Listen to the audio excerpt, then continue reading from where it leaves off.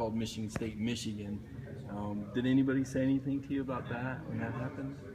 Oh, you were saying O.J. Howard said you guys were playing Michigan after you won the Heisman. I said Michigan State. Oh, did you? Yeah, I said Michigan State. I might have said it low, but I said Michigan State. I never said Michigan. Okay.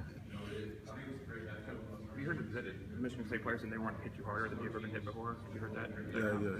He said that when I seen him around, but I mean, that's a master you got to have on defense. You got to want to hit, want to be physical. And that's what they got to do. So you just got to prepare right for him and get ready for him about where I work and by where I practice all week. Do people talk to you during the games, opponents? I mean that's football. I mean they're gonna talk, and that's just football. But you can't let it affect you. You gotta keep playing. Do you talk back? I mean I don't really try to go back and forth with a player. I mean just tell them just to keep playing. When did that start for you? I mean, obviously, when you're a star running back, you're going to be the target of a lot of defenses. It's not the first time anybody's had gamesmanship with you. When did you start to learn to deal with the defenses talking to you, trying to get you out of your game? How far back does that go for you in your career?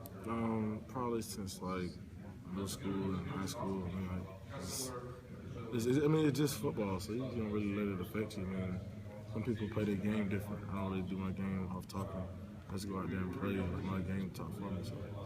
Derrick, one thing I know your grandmother wasn't able to be at the Heisman Award. What was it like when you were able to see her for the first time after you had won the award after the ceremony? Because we all saw her reaction. Yeah, I mean it was good. I got home. I got to go home and see her and talk to her. She was happy I was home. So I just enjoyed my time with her. Just thankful that I got to see her. How's she doing now? She's doing better, doing a lot better. So she's in good spirit. So I'm happy. She's doing better and she get better. What did she say to you when she first saw you?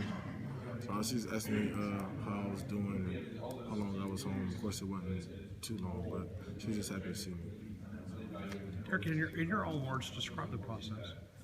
The process just really helps you grow as a player and a person, and on the field and off the field, with class and with football. And, you know, sometimes times will be tough, but you gotta overcome adversity, and I feel like the process does that, help you grow as a player and person. The coaches and players that you compete with, and you know what I'm saying, you with over the years. And I feel like Coach Saban does a great job of that, of helping players grow as a person and a player. And he can just teach you a lot about the game, a lot about life, and all the other coaches. Coach Burns has been a great job with me and being patient with me, helping me grow as a person and player. Every day is something different that you can learn about life and the game. And I feel like all our players can speak of that. You know what I'm saying? I love my teammates over the past years, and now it's helping me grow as a person. How aware were you guys of the tornado? How what? The tornado, how aware? Oh, I didn't really know about it until I got home. It was raining and things like that, but I didn't really know it was a tornado until I moved. Derrick, how did the Ohio State loss, did that serve as a motivation throughout the offseason? Or is that something that just, you were able to put that behind you pretty quick? I mean, we always try to talk about last year, but I mean, it left a bad taste in our mouth. And we knew that we had to come in the offseason and work hard and do what we had to do to get back to where we wanted to be, and that's here. And I feel like that took a lot of hard work and a lot of intensity from each player in practice, helping each other get better and better. And the coach is doing a great job. And I feel like right now we just have a great mindset. We're practicing and trying to go out and get better every day, so we're ready for Thursday. So can you see the difference from last year's bowl practice to this year's bowl practice? And guys just come in ready to work, and we're doing a great job. And younger players buying in, everybody buying in, helping each other, competing against each other, challenging each other every day, just so we're ready. Derrick, you're so big, everybody sort of has a lot of fun with the idea of like, hey, does a defensive back get tired of hitting you, or you must scare defensive backs. It's somewhat of a serious question. Has anybody ever hit you to the point where like you jarred you? I mean, again, very few guys are as big as you, running as hard as you.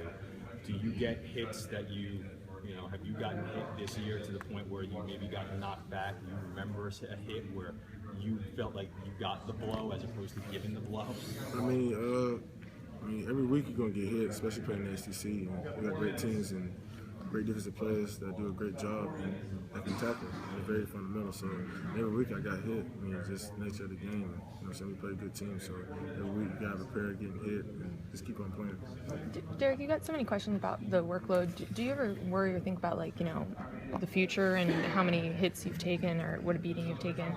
in college? Like, So it's just a mindset. You can't worry about anything like that. You can worry about you getting better and better as a player. Just let, you know what I'm saying, let things fall in place. I'm trying to worry about anything like that. And that's football. How do you try to protect